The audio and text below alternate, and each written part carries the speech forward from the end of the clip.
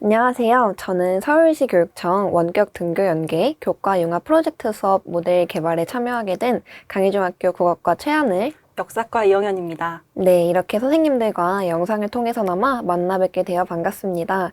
저희는 강희중학교에서 2학년 수업을 담당하며 한 학기 동안 원격 등교 연계 교과 융합 프로젝트 수업을 진행했습니다.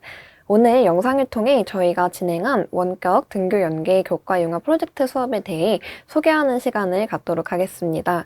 이영현 선생님, 저희 어떤 주제로 수업을 진행했는지 소개해 주실 수 있으실까요? 네, 저희는 역지사지를 주제로 한 학기 동안 수업을 진행했습니다. 역지사지라는 주제는 두 가지 의미를 갖고 있는데요. 첫 번째로는 잘 알고 계실 한자성어 역지사지의 의미입니다. 역지사지란 다른 사람의 처지에서 생각해보자는 의미를 가지고 있죠. 네, 저희 강일중학교 2학년 학생들은 교과 융합 프로젝트를 통해 다른 사람의 입장에서 생각해보는 활동을 했는데요. 이때 다른 사람은 학급 친구도 될 수 있고 소설 속 인물이 될 수도 있고 고대 그리스의 인물이 될 수도 있습니다. 다양한 사람들의 처지에서 생각하며 학생들이 현명하게 갈등을 해결할 수 있는 사람으로 성장하기를 바라면서 이와 같은 주제를 정했습니다.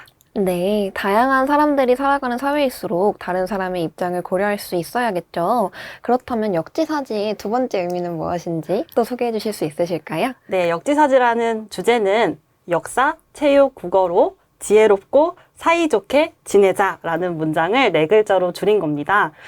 저희 융합 수업의 주제와 목표를 쉽게 기억할 수 있도록 이러한 의미를 붙여보았습니다.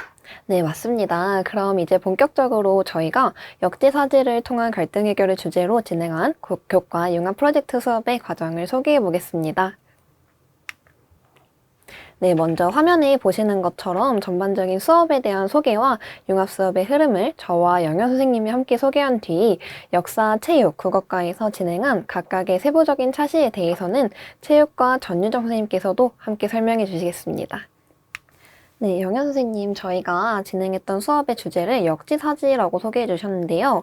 저희가 어떻게 이런 주제로 융합 수업을 진행하게 됐는지 그 배경도 설명해 주시겠어요? 학생들끼리도 등교해서 함께 잘 지내다 보면 다시 원격 수업으로 전환되고 그러다 보니까 등교했을 때 사소한 마찰도 있었던 것 같아요. 맞아요. 관계가 또 다시 회복되기 전에 원격 수업으로 전환되니 지켜보면서 안타까울 따름이었어요.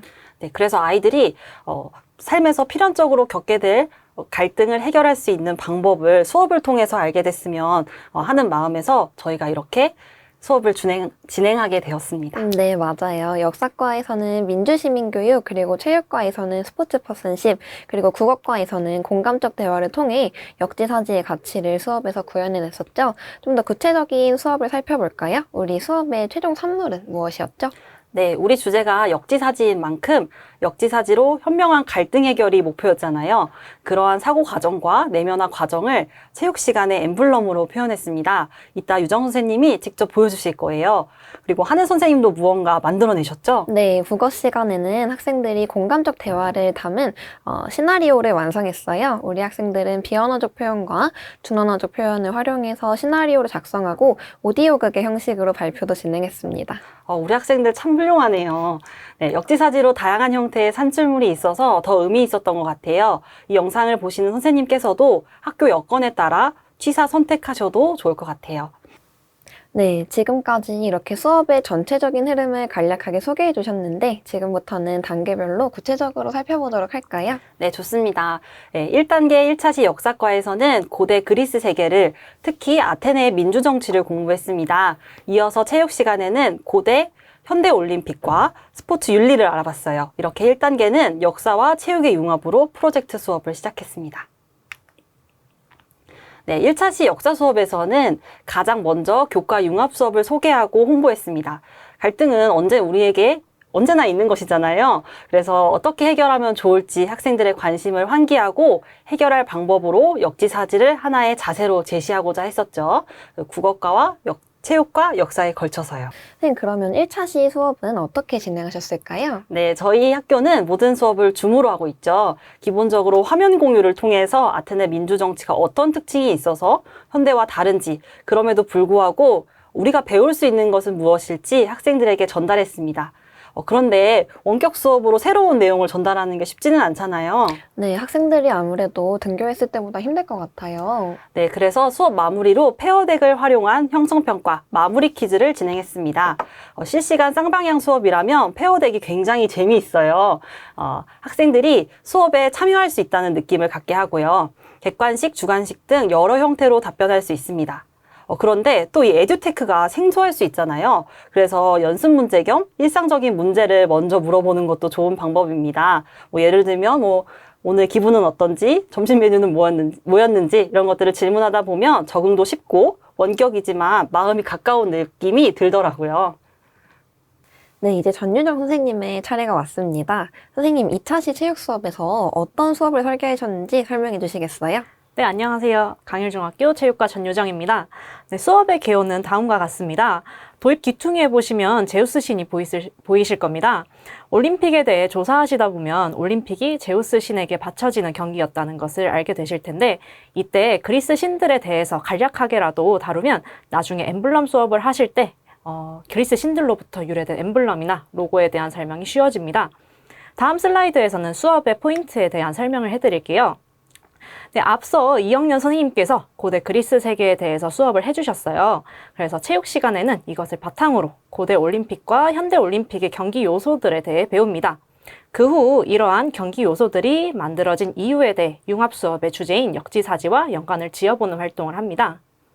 네, 선생님, 앞서 올림픽 경기 요소에 대해서 배운다고 말씀 주셨는데, 경기 요소라는 게 어떤 것인가요? 네, 경기 요소란 말 그대로 경기를 구성하고 있는 모든 요소를 말하는 것입니다. 우선 경기를 하기 위해서는 경기장이 존재를 해야겠죠.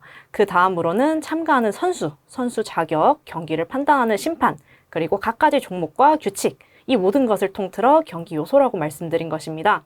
학생들은 고대와 현대 올림픽의 경기 요소들을 1대1 대응시키면서 알아보고 그 변화 과정을 활동지로 학습하게 됩니다.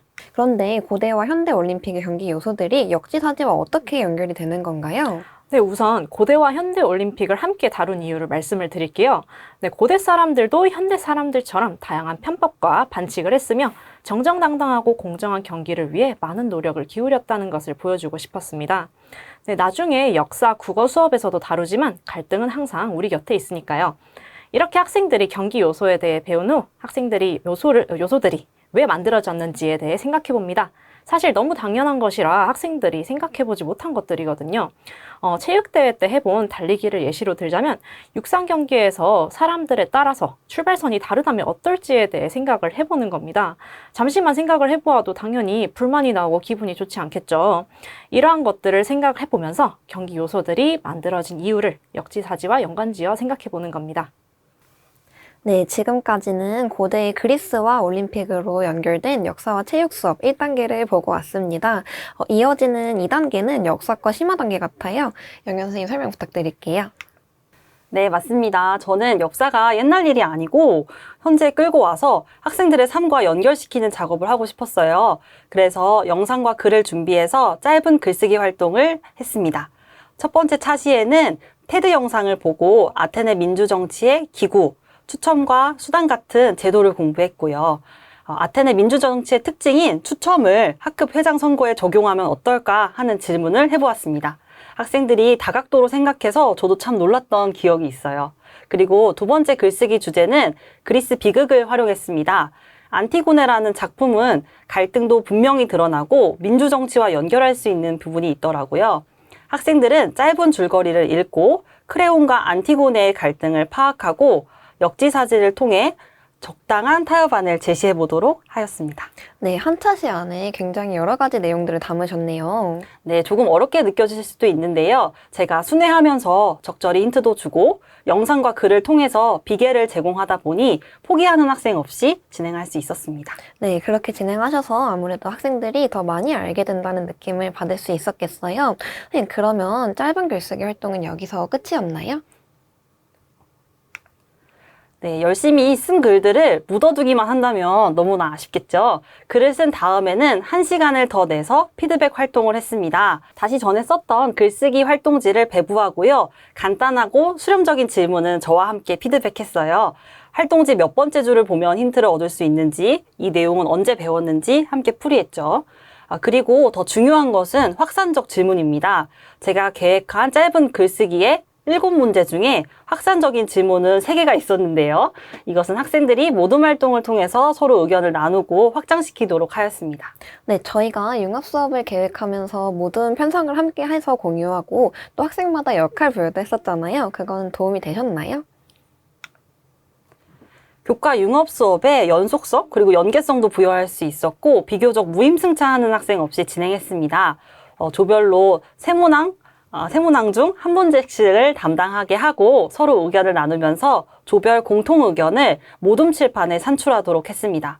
발표하는 학생, 기록하는 학생, 조별 토의를 진행하는 학생 등 피드백을 위한 역사과 조별 활동, 모둠 활동에서도 아주 요긴하게 쓰였습니다. 네, 그리고 조별 공통 의견이 합의되고 기록되면 한 조씩 발표를 들어보도록 했어요. 학생들은 발표를 경청하면서 개인 활동지에 색깔펜으로 생각의 변화, 그리고 발표를 듣고 수용할 만한 점을 적을 수 있었습니다. 네, 저희가 융합 수업을 진행하면서 서로 수업을 공개하고 참관하기도 했었는데 영현 선생님 수업에서 학생들이 발표한 공통 의견이 깊이가 있는 것도 있었고 기발하기도 하고 아주 인상적이었습니다. 학생들의 집단지성을 확인할 수 있었던 것 같아요. 네, 이제 3단계로 넘어가게 됩니다. 3단계에서는 본격적으로 학생들이 수업 시간 속의 갈등을 다루게 되는데요. 유정 선생님 설명 부탁드립니다. 네, 3단계는 본격적으로 학생들이 삶 속의 갈등을 다루고 해결해보는 단계입니다. 3단계 체육과에서는 체육 시간에서 겪었던 갈등 경험을 모둠원들과 나누고 갈등을 일으켰던 행동을 수정해봅니다. 이를 통해 갈등을 예방하거나 해결할 수 있는 방법을 찾아보게 되고요. 3단계 국어과에서는 공감적 대화를 통해 역사과에서 다루었던 안티고네, 국어 시간에 읽은 장편 소설의 공감적 대화를 적용해보게 돼요.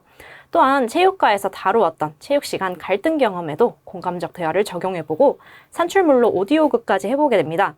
과목끼리 융합이 아주 탄탄하게 일어나는 부분이에요. 네, 이렇게 갈등 해결이라는 주제로 과목이 하나로 뭉치게 되는군요. 5차시 체육 수업에서는 어떤 활동을 하는지 자세히 설명해 주시겠어요? 네, 이번 차시에는 학생들이 삶에서의 갈등을 찾아보게 됩니다. 학생들이 체육 시간에 겪었던 실제 갈등이 이번 수업의 소재가 되는데요. 직접 간접적인 갈등 상관없이 자신의 갈등 경험을 활동지에 쓰고 모둠과 나누게 됩니다. 그 후에 조건에 맞는 경험을 모둠 안에서 한 가지 고르고 행동을 수정해보는 활동을 합니다. 네, 모둠에서 학생들이 경험을 고른다고 말씀해 주셨는데 어떤 조건을 기준으로 고르게 되나요? 네, 등장인물이 2명 이상 있어야 하고 대사가 있어야 합니다. 역지사지를 주제로 타인과의 갈등을 다루기 때문에 혼자만의 내적 갈등을 제외하려고 했어요. 나중에 국어 수업할 때 진행할 활동 중 오디오극이 있어 대화가 필요하기도 했고요. 그리고 대사가 있어야 어떠한 행동을 했는지 명확하게 보이기 때문에 최대한 현장감을 살리기 위해 이런 조건을 주었습니다. 네, 그러면 이러한 행동들은 어떻게 학생들이 행동 수정을 할 수 있을까요? 네, 갈등을 일으켰던 과거의 행동을 스포츠 파슨십에 따라 갈등을 해결, 그리고 예방할 수 있도록 바꿔봅니다. 스포츠 파슨십이라는 말씀이 조금 생소하실 텐데요. 스포츠맨십과 똑같은 말입니다. 스포츠 파슨십에는 페어플레이, 정정당당함, 최선을 다하는 경기, 배려 등이 모두 포함됩니다. 결국 스포츠 퍼슨십은 나, 우리 팀, 그리고 상대팀에 대한 역지사지의 마음과 모두 연결이 되죠. 학생들은 자신, 그리고 모두만의 과거 갈등에 대해 생각해 봅니다. 어떻게 하면 갈등을 예방하거나 혹은 해결할 수 있었을지 스포츠 퍼슨십에 따라 모둠원들과 행동을 바꾸고 활동지에 써봅니다. 네, 스포츠 퍼슨십은 단순히 스포츠 경기에서만 지킬 것이 아니라 일상생활에서도 적용할 수 있는 것이군요. 네, 맞습니다. 학생들이 일상생활과 역지사지의 태도, 스포츠 퍼슨십을 연결하도록 생각해보는 활동을 바로 그 다음에 진행합니다. 네, 화면에서 학생들이 실제로 한 활동지를 보실 수 있습니다. 체육 수업에서 우리 삶으로 역지사지의 마음과 스포츠 퍼슨십을 가져오는 활동이라고 생각하시면 좋을 것 같네요. 네, 학생들이 다룬 체육 시간 갈등 상황은 국어 수업으로 이어져 공감적 대화를 해보고 오디오극까지 연결됩니다. 네, 다음으로는 3단계의 국어과 수업에 대해 설명드리겠습니다. 앞서 말씀드렸듯이 국어과에서는 학생들이 공감적 대화를 통해 갈등을 현명하게 해결하는 것을 목표로 했습니다. 3단계의 국어과 첫 번째 차시에서는 먼저 공감적 대화가 무엇이고 어떻게 대화에 적용할 수 있는지를 학습했습니다. 네, 앞서 진행한 역사 체육 수업과 국어 수업을 연결짓는 것도 중요한 부분이었을 것 같아요. 네, 그래서 6차시 도입부에서는 학생들이 그동안 작성한 학급 역지사지 패들렛을 프로젝터를 활용해 띄워두고 결과물을 함께 살펴보며 역사 체육 수업에서 했던 활동들을 돌이켜보았어요. 역사 시간에 다루었던 안티고네부터 체육 시간에서 다루었던 갈등 경험을 언급하면서 사람들 간의 관계에서 갈등은 필연적인 것이고 그렇기 때문에 현명하게 해결하는 방법을 배우게 될 것이라고 강조했습니다. 네, 학생들이 공감적 대화가 필요한 이유를 잘 알 수 있었을 것 같습니다. 네, 그래서 학생들이 공감적 대화의 필요성을 이해한 후에 교과서에 실린 만화 한 편을 함께 낭독하면서 등장인물의 말과 행동에서 나타나는 공감적 대화의 태도를 파악하고 관심 표현하기, 재진술하기, 그리고 자신의 경험 공유하기와 같은 공감적 대화의 방법을 만화의 대사와 인물의 행동을 통해 학습하는 활동을 했습니다. 인물들의 대화 태도와 방법을 확인하면서 학생들은 자신의 평소 대화 태도를 성찰해보기도 했습니다. 네, 이렇게 공감적 대화가 무엇인지 배웠다면 학생들이 이를 적용해 볼 수도 있었을 것 같은데요. 네, 맞습니다. 그래서 7차시에서는 공감적 대화 필요성과 방법을 복습한 뒤에 역사과에서 3, 4차시에 다루었던 비극 안티고네와 소설 체리새우 비밀그림입니다의 공감적 대화를 적용하는 활동을 했습니다. 보다 자세히 말씀드리면 안티고네의 공감적 대화를 적용하기 위해 안티고네 속 등장인물이 되어서 상대방의 입장을 재진술하는 활동을 했습니다. 안티고네에서는 안티고네와 크레온이 각각 자신의 의견만 이야기하는 모습을 확인할 수 있는데요. 1모듬부터 3모듬의 학생들은 안티고네가 되어서 크레온의 입장을 재진술하고 3모듬부터 6모듬의 학생들은 크레온이 되어서 안티고네의 입장을 재진술하며 상대방의 처지에서 생각해 볼 수 있었습니다. 역사과에서 다루었던 안티고네의 공감적 대화를 적용하면서 학생들이 교과 간 연계성을 확인할 수 있었을 것 같아요.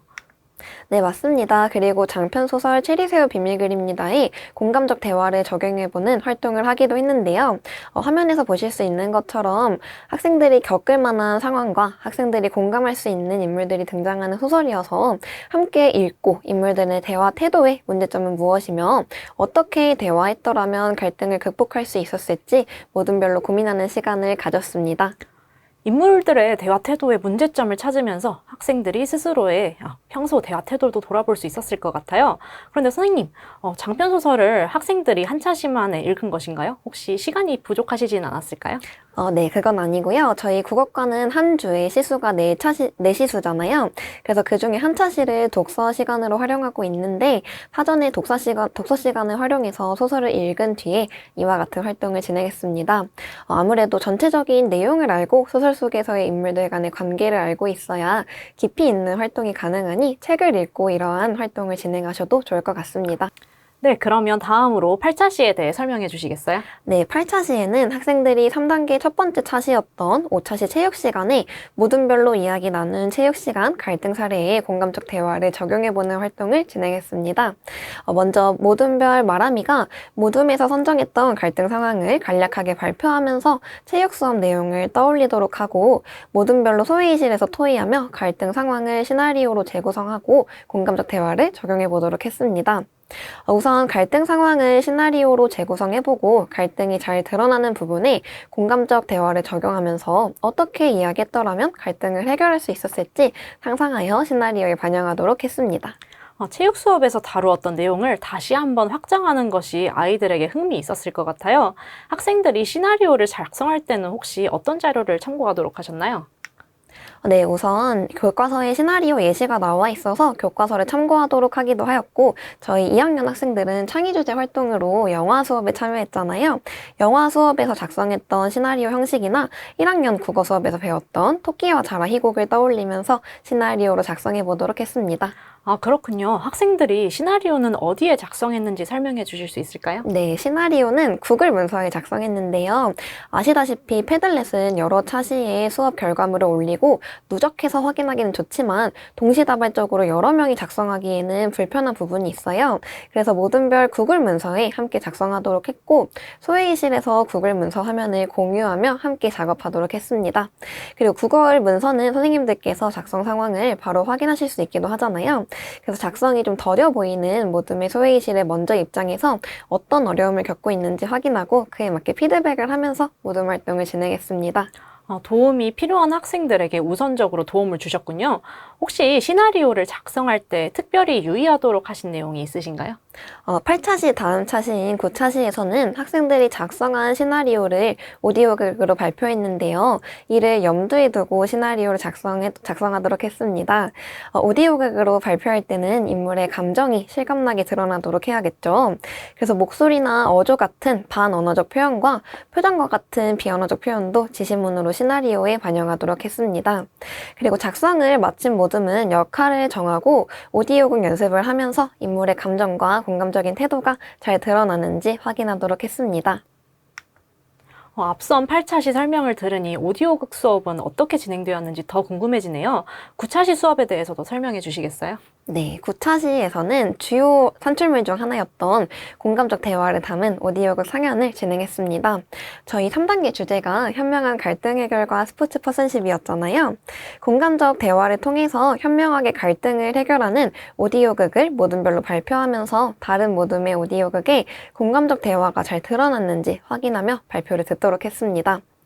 모둠별로 정한 역할에 따라 인물의 감정과 대화 태도가 잘 드러나게 발표를 진행하였습니다.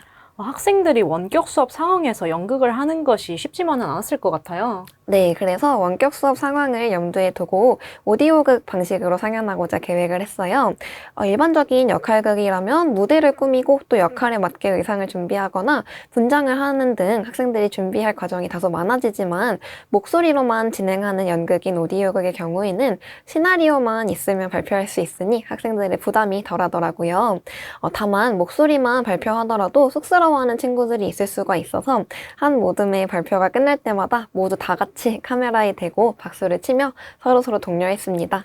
네, 학생들이 즐겁게 함께 발표에 참여할 수 있었을 것 같아요. 네, 맞습니다. 그리고 오디오극 내용도 체육 시간에 겪었던 갈등 경험을 재구성한 것이잖아요.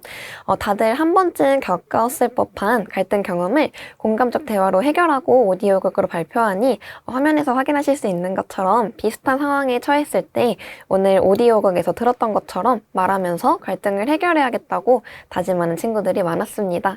정말 저희가 목표한 대로 현명하게 갈등을 해결하는 방법을 학생들이 알게 되었네요. 네, 고맙게도 그렇더라고요. 국어과의 융합 수업은 이것으로 마무리되었는데 수업 말미에 그동안 융합 수업에서 다루었던 역지사지의 가치가 이례적으로 끝나지 않도록 친구와 갈등을 겪을 때 친구의 입장에서 생각한 뒤 이야기하고 내가 친구라면 어떤 감정을 느꼈을지 생각을 하면서 대화할 수 있도록 독려하면서 수업을 마무리했습니다. 네, 이제 마지막 4단계로 넘어가게 되네요. 4단계에서는 어떤 활동을 하셨을까요? 네, 이제 본격적으로 스포츠 퍼슨십과 일상생활을 연관지어 삶 속으로 가지고 오는 부분이에요. 스포츠 퍼슨십이 단순히 체육 시간, 경기 중에서만 적용이 되는 것은 아니거든요. 학생들끼리 스포츠 퍼슨십에 대해 정의를 내리면서 가치에 대해 고민해보고 내면화를 해가는 과정이라고 생각하시면 됩니다. 네, 그런 과정을 통해서 체육시간 결과물이 산출되는 것이군요. 역지사지로 현명한 갈등 해결을 하는 사고 과정과 내면화 과정을 엠블럼 디자인과 체육시간 약속으로 표현하는 단계인 것이죠. 네, 맞습니다. 개요 오른쪽에 있는 활동지를 가지고 수업을 진행하였고요. 엠블럼이 무엇인지, 엠블럼은 어떠한 방법으로 만들어지는지 우선 학생들에게 설명하였습니다. 학생들이 쉽게 접하였던 스포츠 브랜드 로고, 그리고 해외 축구팀 엠블럼 등으로 설명을 했어요. 추가적으로 그리스신과 관련된 로고인 나이키라던가 마세라티라던가 월계관에 대한 설명도 덧붙였습니다. 네, 엠블럼에 넣을 요소들은 어떻게 학생들이 구상을 했을까요? 우선 5차시 체육 시간에 진행했던 스포츠 퍼슨십에 대한 내용을 생각해보면서 모둠별로 스포츠 퍼슨십이란 무엇인지 정의를 내리게 합니다. 그 후 모둠별로 정의에 넣으려고 했던 가치들이 있겠죠. 그런 가치들을 2가지 이상 뽑도록 합니다. 바로 이것을 바탕으로 엠블럼과 체육시간 약속을 구성하게 돼요. 네, 스포츠 퍼슨십의 다양한 의미들 중에서 학생들이 정의에 꼭 넣고 싶었던 가치들이 무엇인지 단어로 압축되겠네요. 네, 맞습니다. 이 단어들을 이제 이미지화해서 엠블럼으로 디자인을 하는 겁니다. 디자인이 완료되면 반투표, 그 다음 2학년 전체 투표를 통해서 최다 득표를 얻은 엠블럼은 실제 금속 배지로 제작되어 2학년 전체에 배부될 것이라고 공지도 했습니다. 11차시는 본격적으로 학생들이 엠블럼 디자인을 해보고 체육시간 약속을 만드는 시간이네요. 그럼요. 학생들이 창의력을 발휘하는 시간이라서 자유롭게 대화하도록 했어요. 네, 평화, 배려, 존중 등 그 다양한 가치들을 뽑아내었는데요. 열심히 디자인을 하다 보면 미리 뽑아놓았던 가치들을 잊고 작업을 하는 경우가 있었어요. 열심히 고른 가치들을 빠뜨리지 않도록 저는 열심히 돌아다니면서 얘기를 해주었어요. 네, 학생들이 추상적인 가치를 이미지로 만들어내는 것을 어려워하진 않았을까요? 맞아요. 창의력을 샘솟는 모둠들도 있었지만 그렇지 못한 경우에는 저에게 도움을 언제든 요청하라고 얘기했어요. 모둠에서 뽑은 가치들을 보고 픽토그램이나 이미지 검색을 통해 저는 도움을 제공했어요. 또한 단어를 보면 어떤 모습이 생각이 나는지 혹은 비유할 수 있는 물체에는 무엇이 있는지 물어보면서 아이디어를 끌어냈죠. 이미지뿐만 아니라 칠하는 색에도 의미를 부여했기 때문에 학생들이 아마 많이 바빴을 거예요. 네, 완성작들을 보니 상당히 멋진 작품들이 많더라고요. 네, 드디어 우리 학생들의 솜씨를 확인할 수 있는 시간이 되었네요. 이번 차시에는 어떤 과정을 거쳐서 발표하게 되나요? 학생들이 여러 시간을 거치면서 있는 경우도 있고 아직 마무리를 하지 못한 모둠들도 있었기 때문에 발표 준비 시간 겸 마무리 시간을 조금 주었어요. A4 용지에 다른 학생들이 잘 볼 수 있도록 모둠별 최종 엠블럼을 크게 그리게 했고 화이트보드에 모둠별 약속을 크게 적기도 했어요. 혹시 엠블럼 투표는 어떻게 진행하셨을까요? 열심히 디자인한 학생들이 실망하지 않도록 언어 선택에 조금 신경을 썼는데요. 가장 잘한 엠블럼에 투표하라는 것이 아니라 가장 공감이 되는 엠블럼에 투표를 하라고 학생들에게 말했습니다. 발표 후 투표판과 스티커를 준비해서 본인의 모둠을 제외한 다른 모둠에 투표를 하도록 했습니다. 모든 친구들이 엠블럼 디자인에 최선을 다했으니까요. 네, 득표수가 적어도 의기소침해하는 친구들이 많이 줄었을 것 같아요. 투표 이후에는 어떤 마무리 활동이 있었나요? 최종 엠블럼과 체육 수업 약속이 뽑힌 상태죠. 이제 2학기 체육 수업과 연결짓는 활동을 합니다. 뽑힌 약속을 2학기 때 수업할 플라잉 디스크 수업에 어떻게 적용할 수 있을지 모둠끼리 써보고 발표를 합니다. 이전 수업 시간에 플라잉 디스크를 가지고 2번 정도 맛보기 수업을 했었거든요.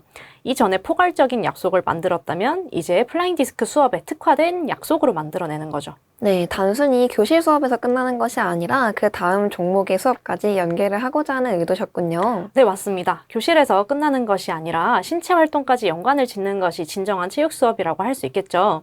개학 후에도 지금까지의 수업을 잊지 않도록 굉장히 강조를 했습니다. 네, 전체 대상 투표는 어떻게 진행되었을까요? 결과물의 마무리가 어떻게 되었을지 궁금하네요. 원래 점심시간 하루를 잡아서 학생들에게 반별 최종작들을 게시하고 스티커로 투표를 하려고 했는데 선생님들도 아시다시피 갑작스럽게 원격 수업으로 전환이 되었어요. 그래서 최종작들을 사진을 찍어서 구글 설문으로 응답을 받았답니다. 최종 엠블럼으로 뽑힌 모둠의 친구들은 저와 함께 배지 제작팀을 꾸렸답니다. 그래서 학생들과 단톡방을 만들어서 제작 업체와 디자인을 조율하는 과정까지 저와 함께 했어요. 방학 동안 제작을 해서 2학기 학생들에게 배부하여 교복에 달고 다니게 할 수 있게 할 겁니다. 네, 하늘 선생님, 유정 선생님 수업 장면을 들으니까 우리가 함께 했던 융합 수업 전 과정이 생생하게 그려져요. 그런데 내용이 끝났다고 해서 수업이 끝나버린다면 너무나 아쉽겠죠. 그래서 과거를 통해 앞으로 나아가는 역사과에서 융합 수업 갈무리를 맡아서 진행했습니다. 네, 맞아요. 이 과정 덕분에 우리 학생들의 생각 변화와 진솔한 소감과 우리 수업의 개선점도 알 수 있었죠. 네, 융합 수업 갈무리 수업은 학생과 교사 모두에게 꼭 필요한 과정입니다. 우리가 그동안 수업 과정을 사진으로 남기기도 하고 패들렛도 있었죠. 그러한 내용을 학생들에게 쭉 보여주었습니다.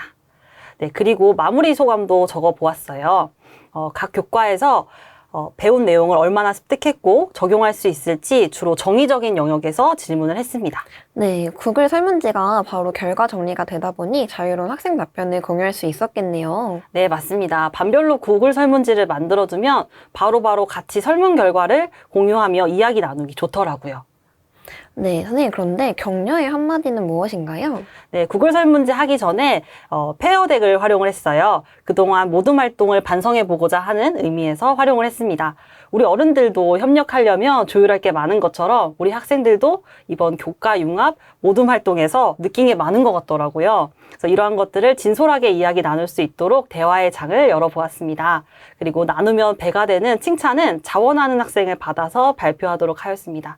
원격 수업이라서 마이크 켜기가 좀 부담스러울 수도 있는데요. 이때 반별로 클래스 1, 2, 3이라는 에듀테크의 추첨 기능을 활용하면 아주 좋습니다. 학생들이 재밌어 하고요. 그만큼 심리적인 거부감이 적어서 추첨이 되면 꼭 하더라고요.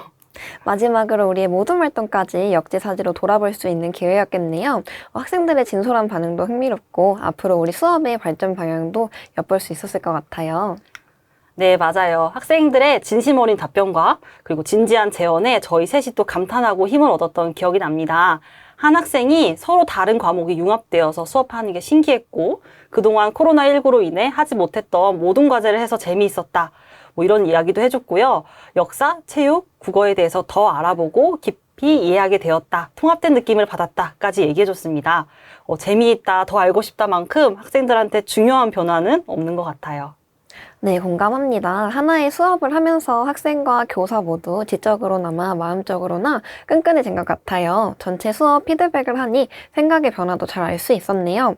이렇게 저희 교과 융합 프로젝트 수업이 대단원을 내렸는데 한 학기 동안 수업을 계획하고 실행하신 소감이 궁금해요. 네. 혼자 수업을 준비할 때보다 다른 교과와 융합해서 준비하다 보니 더 넓은 제재로 수업을 할 수 있었던 것 같아요. 선생님들과 교원학습 공동체 결성하고 매주 만나서 수업 계획 세우고 선생님들 수업 참관하면서 시야도 넓어졌던 것 같습니다. 네, 저도 그랬습니다. 아이들도 이렇게 긴 호흡으로 수업에 참여하고 산출물을 완성하며 역지사지의 가치를 알아갈 수 있었지만 저희도 성장할 수 있었던 시간이었던 것 같아요.